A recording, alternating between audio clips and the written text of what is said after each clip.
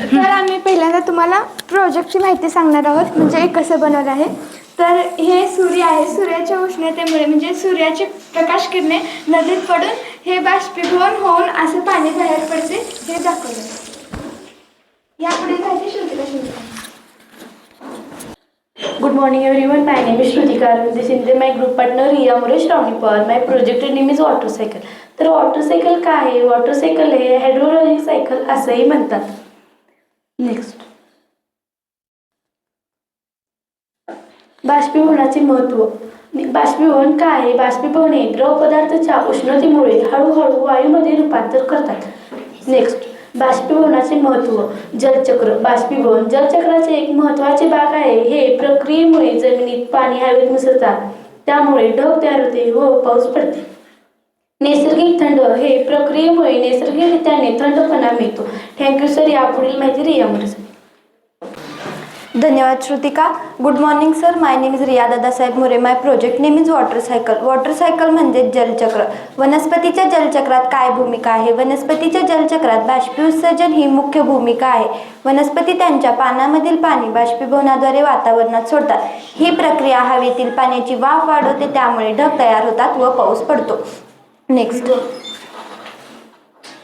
अशा प्रकारे वनस्पतीच्या जलचक्रात भूमिका आहे. नेक्स्ट, जलचक्राचे महत्त्व. जलचक्राचे महत्त्व हे 3 आहेत. पहिला, पृथ्वीवरील पाण्याचे प्रमाण स्थिर ठेवणे. दुसरा, सर्व सजीवांना पाणी पुरवणे. तिसरा, हवामानावर नियंत्रण ठेवणे. हे चक्र ऊर्जा देवाणघेवाणीतून चलते आणि पृथ्वीवरील जीवनासाठी अत्यंत आवश्यक आहे. नेक्स्ट, जलचक्र. जलचक्र हे एक जैवभूरासायनिक चक्र आहे, ज्यामुळे पृथ्वीच्या पृष्ठभागावर वर आणि खाली वेगवेगळ्या जलाशयामध्ये पाण्याची सतत हालचाल होते आणि पृथ्वीचे पाण्याचे वस्तुमान कालांतराने स्थिर राहते. नेक्स्ट, पाण्याचे चक्र कसे करावे? पाण्याचे चक्र ही एक नैसर्गिक प्रक्रिया आहे, ज्यामुळे पृथ्वीवरील पाणी बाष्पीभवन, संगणन म्हणजेच कंडेन्सेशन आणि पर्जन्याच्या रूपात फिरत राहते. नेक्स्ट, जलचक्र का महत्त्वाचे आहे? जलचक्राचे महत्त्व हे आहे की ते पृथ्वीवरील सर्व सजीवांना गोड्या पाण्याची सतत उपलब्धता सुनिश्चित करते आणि नैसर्गिक परिसंस्थेचे संतुलन राखते आणि पृथ्वीवरील हवामानाचे नियंत्रण ठेवते. नेक्स्ट, बाष्पीभवन कोठून होते? बाष्पीभवन ही एक प्रक्रिया आहे जिथे द्रव पदार्थाचे वायूमध्ये रूपांतर होते. हे प्रामुख्याने द्रवाच्या पृष्ठभागावर घडते. नेक्स्ट, सांद्रीभवन म्हणजे काय? सांद्रीभवन म्हणजे वातावरणातील द्रवरूप बाष्पाचे पाण्यात रूपांतर होण्याची प्रक्रिया आहे, ज्यामुळे ढग तयार होतात. ही प्रक्रिया बाष्पीभवनाच्या उलटी आहे. नेक्स्ट, पाण्याचे बाष्पीभवन म्हणजे काय? पाण्याचे बाष्पीभवन म्हणजे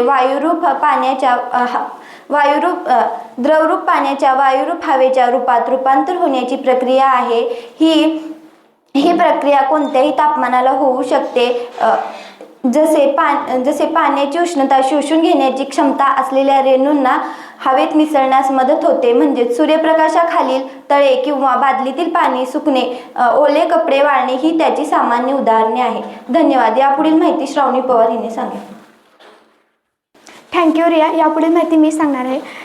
good afternoon sir. My name is Shravani Jagannath Pawar. My project name is water cycle. तर आज मी तुम्हाला सांगणार आहे जलचक्राचा शोध कोणी लावला. जलचक्राच्या आधुनिक सिद्धांताचा शोध बर्नार्ड पॅलेसी या फ्रेंच शास्त्रज्ञांनी लावला. त्यांनी 1580 मध्ये प्रथमच असे प्रतिपादन केले की नद्यांना पाणी केवळ पावसाद्वारे मिळते. बर्नार्ड पॅलेसी यांनी असे स्पष्ट केले की पावसाचे पाणी समुद्रातून बाष्पीभवन होऊन ढग बनते आणि पुन्हा नद्यांमध्ये येते. एडमंड हॅली यांच्यासारख्या शास्त्रज्ञांनी या संकल्पनेला पुढे नेले आणि जलचक्रातील प्रक्रियांचा सखोल अभ्यास केला. बाष्पीभवनाचे मोजमाप कसे केले जाते? बाष्पीभवनाचे मोजमाप करण्यासाठी बाष्पीभवन मापक आणि लायसीमीटर या उपकरणांचा वापर केला जातो. तसेच इतर पद्धतीतही मोजमाप केले जाते, ते म्हणजे हवामानशास्त्र मॉडेल्स आणि हायग्रोमीटर. नेक्स्ट, जलचक्र काय दर्शवते? जलचक्र हे पृथ्वीवर पाणी ज्या स्थितीत सतत फिरत राहते या प्रक्रियेला दर्शवते. यात प्रामुख्याने बाष्पीभवन, संघनन, पर्जन्य आणि संकलन या प्रक्रियांचा समावेश होतो. नेक्स्ट, जलचक्र म्हणजे जलचक्राच्या आकृतीमध्ये सूर्यप्रकाशाच्या उष्णतेने समुद्राचे पाणी वाफेत रूपांतरित होऊन वाफेचे ढग तयार होतात व त्यापासून पाऊस पडून पुन्हा नद्यांमध्ये येते.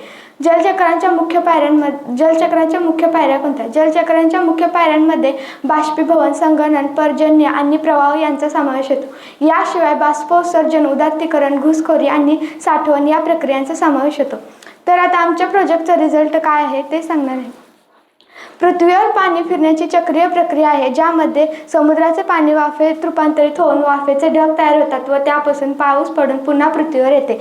जलचक्रामुळे आपल्याला नद्या, पाणी, पाऊस, बर्फ, बाष्प इत्यादी गोष्टी मिळतात. या जलचक्रामुळे पृथ्वीवरील हवामान नियंत्रित राहते व गोडे पाणी उपलब्ध होते. थँक्यू. तर तुम्हाला काही प्रश्न असतील तर विचारू शकता.